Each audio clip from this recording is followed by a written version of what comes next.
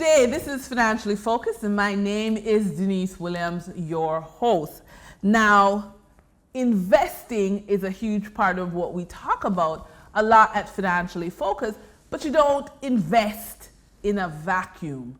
It is so important to know that the persons you're trusting with your money have integrity. They are obeying the laws of the land, and they're not doing what they want to do with your money as if it's theirs. But how will you know? How are you going to feel confident that the right things are being done at the right time? Well, this is where the world of compliance comes in. Now, yes, it's a lot of paperwork. Yes, you're going to various government agencies. It's not fun. But at the end of the day, there's literally no other tool to help you, the investor, feel comfortable that the company is doing what they're supposed to do. And that's why we're so pleased with our guest today, Mrs. Judith Ramlogan, attorney at law and head of the Jamaica Stock Exchange Corporate Services Unit.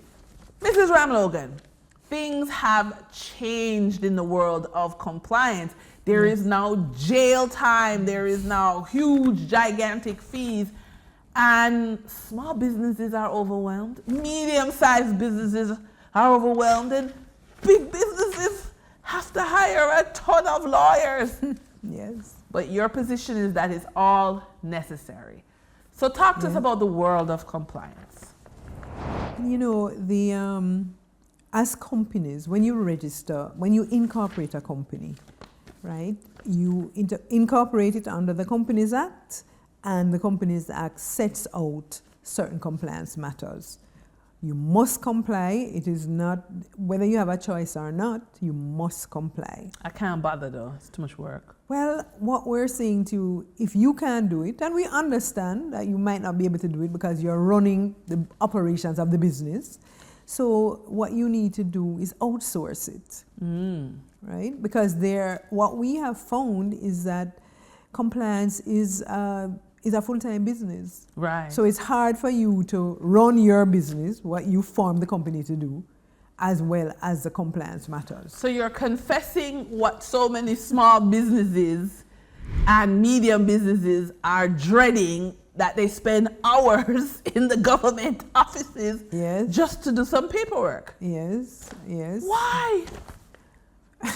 I don't want to say that it is the law, but it is the law. But there are benefits. Okay, so tell us there are benefits to companies complying, right? So first, and I'll put it at the top, right, is that you know, if you don't comply, there are fines and there are penalties. Yeah, lots, right? Right. So, you know, the Companies Act was amended last year to include a $5 million penalty if you do not file your annual returns. Okay. Right. So what happens if you don't have the $5 million?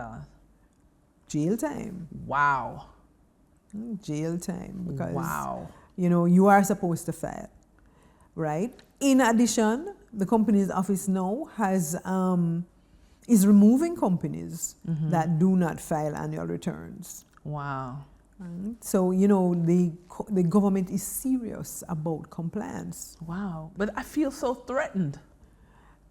Well, you know, if you are on the right side of the law, there is no need to feel threatened. And what we would suggest is that you outsource. If you find it difficult, outsource the compliance matters. You know, for professionals, it's not difficult, right? So just outsource those. And this is something you do every day. Yes. So outsource your compliance matters.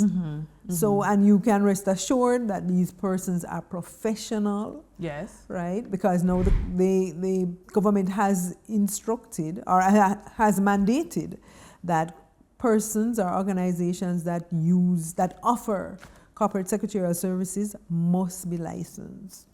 Okay, so give me an idea of some of the filings I need to do. Okay, so the most important one, the annual return. After the company has been incorporated, the next year and every year after that, you must file your annual returns. And the annual return, I don't want people to be confused. there are two types of returns. One you file with the tax office, and one you file with the company's office. Unfortunately, they have the same name, right? They're annual returns. But one you file with the tax office, which speaks about the money you have earned and your profits, and the other you file with the company's office, which doesn't have anything to do with that, but it gives you a synopsis, it gives the public a synopsis, right, of what has happened to the company in regards to its shares. Did it acquire any shares? Well, actually, no. Not whether it acquired any shares, whether it disposed of any shares, right? Whether its shareholders acquired or disposed of any shares. The directors, whether there were any changes with the directors, whether the registered office changed. Right, so that kind of information, the company's total indebtedness, if there is none, you just put 0, right? So those are the kinds of things that are required for the annual return. They must be filed every year. Okay. Right. What if else? there are any changes to your directors, to your company, to your registered office, or to your company's secretary, you must also provide the company's office with that information. And there's an additional form that you must file now, and it is the beneficial ownership form, right? You have to say who the company's beneficial owners are every year. So when you file the annual return, you are to file a beneficial ownership return as well. Anything else? So we have the annual return that happens every year, and there's Right. two, one for tax office, Right. one for company's office. Yes. Anything else? Well, the beneficial ownership. But okay. Yes. And if there are any changes to the information on the beneficial ownership, you are to file that as well. Why is beneficial ownership important? Because the government not only wants to know who the legal owners are, but also the beneficial owners, which are the persons who really own the shares. Oh, so you mean like I could be hiding behind somebody, right, and using a front person, yes, but I'm really in charge. Yes.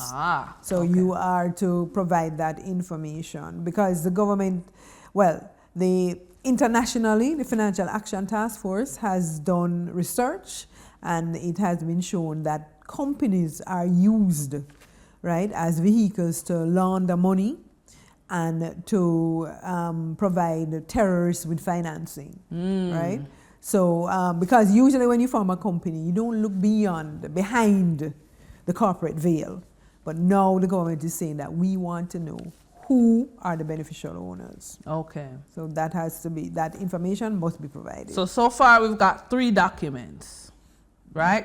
2 annual returns, beneficial owner. What else? So that is it. If you're a public company, Yes. then you would have to file your financial statements. Right. If you're a company that's limited by guarantee, like a charity, Yeah. you would have to file an income and expenditure statement. What for my hairdresser? Well, if you're a hairdresser and you're not, so let me ask: are you a hairdresser that has formed a company, or are you a hairdresser that uses a trading as name? Both. Legally you can't do that, but theoretically, right? All right. So if you're a hairdresser, right? All that you'd file, you would register as a business name, right? And you would, every 3 years, the business name registration expires. Okay. So you would you would renew your business names, your business name registration, right?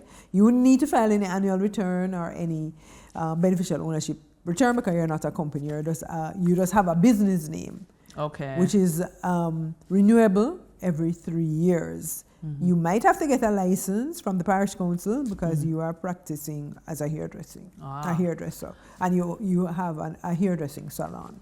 If I'm a hairdresser that's registered as a company, then what's different? Well, so you would have to provide the annual returns, the beneficial ownership return. If you are a hairdresser and you are a hairdresser that is going to make profit, and most hairdressers do, a small company is not required to file any financial statements with the company's office. So it would just be the annual return, the beneficial ownership return, and if you have any changes to your registered office, your corporate secretary, or your directors. What if I'm a church? If you are a church, then that would be a charitable organization, and you would have to file an income and an expenditure statement, Okay. as well as the annual return and the beneficial ownership return. Okay. Wow. So even a church needs to be compliant. Yes, because churches are usually formed as companies, and the Financial Action Task Force has seen where charities are used to launder money and for terrorism financing. Right. So they are required to file beneficial ownership information as well. I see. So an individual trading as a charity, which includes a church, and then companies. Right. Okay. Companies that you form, because the church wouldn't be a company, just limited by guarantee, right? And then you have companies limited by shares, which are for-profit companies. Okay. All right. I'm going to ask another question. Burning question. Shows that I am not a compliance expert. Why do banks give such a hard time? Why do they want a TCC? Why do they want updated company registration? Why? It's such a pain. Well, those are compliance procedures as well for the banks. There are procedures called KYC, Know Your Customer. Yes. There is customer due diligence, right, which is required. So under that rubric comes all the issues, all the information that they require. Right. Because they need to know their customer. And it's the same Financial Action Task Force saying that, a company's financial framework, yes, right, should be secure. So that is the reason why banks are required to ask for that information, for so much information. All right, here's my question. Give me a scenario based on your experience how corporate secretarial services contribute to a company's profitability. Okay. So the first thing, when you're in good corporate governance, right, you avoid fines and penalties, which can, as we had discussed, the $5 million penalty for failure to file your annual returns for a small business that seriously affects the bottom line, right? So that's one thing. Minimize disruptions, because if you are unaware of the risks that you face, right, you could ignore those risks, and then up comes a situation which makes your operation. So, for instance, there's a hurricane, right, and you don't have hurricane shutters or something like that, and it destroys your equipment. Then you are going to have to close your business until you fix those issues. Right. Right. So those kinds of things. It also helps to, when you can build, because you're compliant, because the investor can see that you're compliant. You file your annual returns, right? You don't have any tax returns outstanding. That builds confidence. Okay. In the investor, right? Right. Prevent reputational damage as well, right? And companies are brands, right? If the reputation is damaged, then your customers might not have any confidence in you anymore. They might lose confidence in you. That affects your bottom line as well, right? Productivity, right? Improve productivity, because you can focus. You don't have to be worrying about, am I in compliance and that kind of thing. So the company can just focus its efforts on productivity, right? Okay. All right. Can I ask you a controversial question? Right. What's very popular is people try to invest online in like bots and other kind of schemes to make quick money. And then when it goes bad, they want to get back their money, So somebody's been investing in some kind of scheme and says, okay, I'm putting in money and I'm supposed to get 10% back every month. but they never asked any compliance. So they don't know who the beneficial owner is. They don't have any company documents. They don't know where the scheme is registered. It's online. It's registered in the internet. So they come to you. What can you do for them? They didn't do it, their due diligence. So so the controversy is, how would you help someone like that get back your money, and can you? I'm not sure that we could, because you know the due diligence that should have been done before wasn't done. Yeah. Right? So we would have to do some research. So if I see an address on a website, not good enough? No.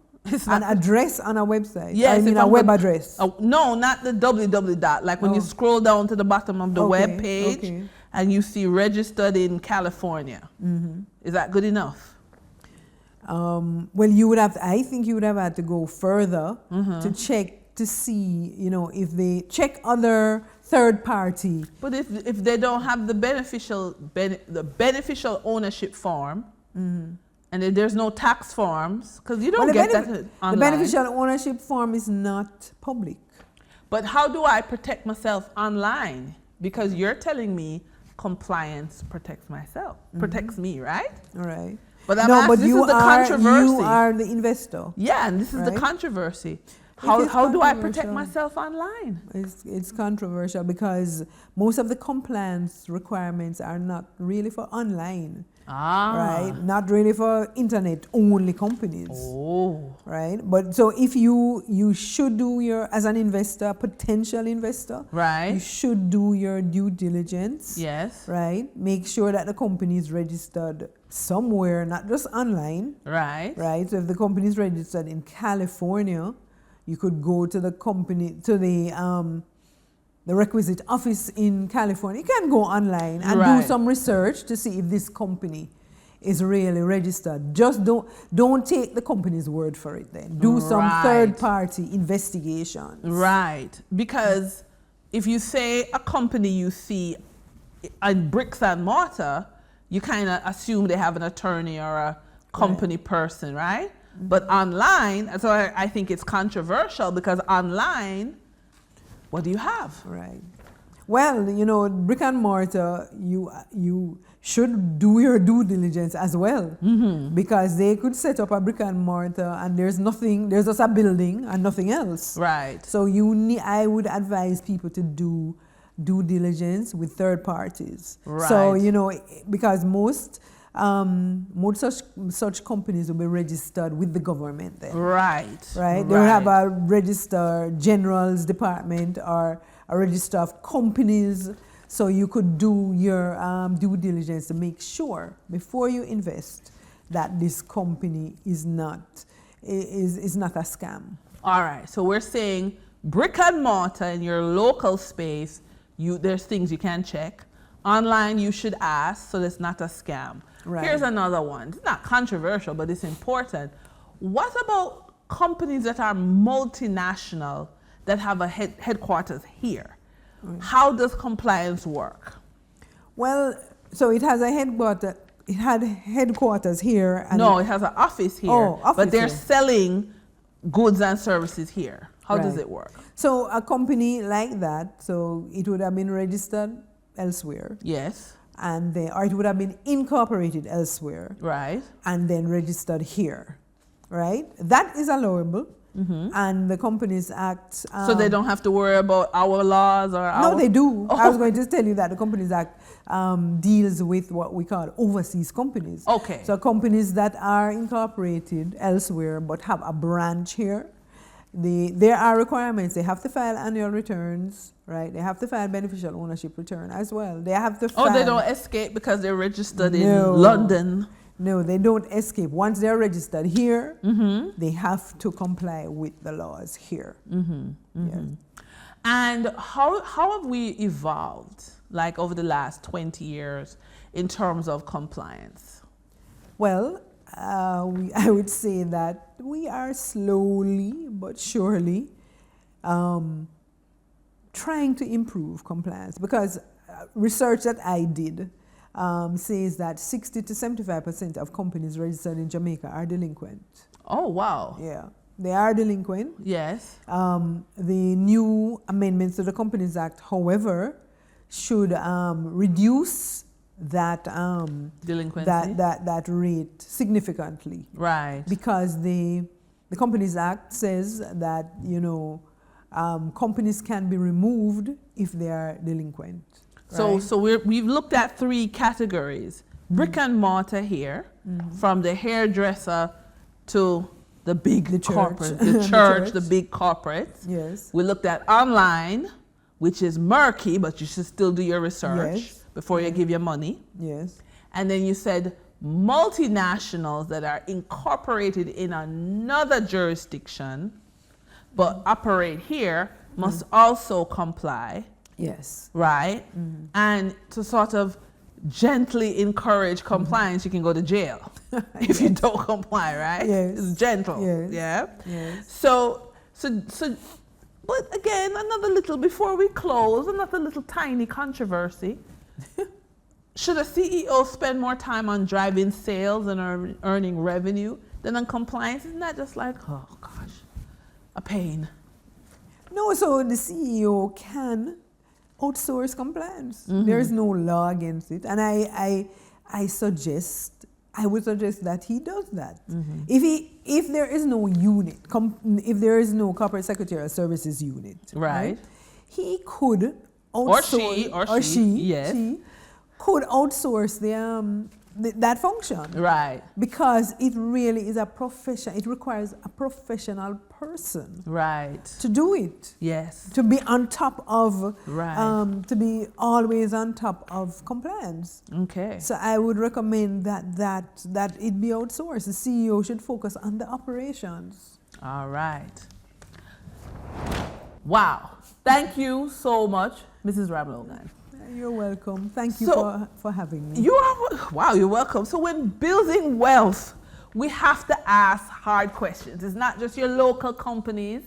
There's the online companies and there's the international companies that we spend money with, we invest in. And we're saying that corporate services that looks at compliance is the key to ensuring that somebody's not running off with your money and doing what they want with your money. And the reporting standards that are annual, or in some cases every 3 years, we want to make sure they're above board and working for investors and the community's best interest. So again, we're so honored to have Mrs. Ramlogan.